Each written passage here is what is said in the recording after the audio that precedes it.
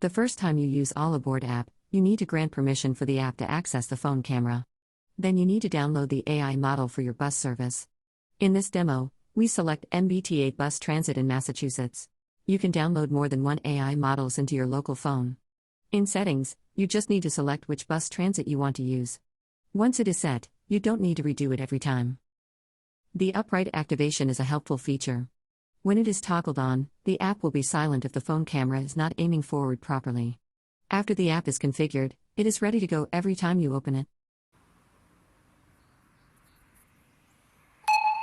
When the app makes a sonar sound, it means the app is searching for bus stop signs. When a bus stop sign is found, the auditory cue changes to beeping sound.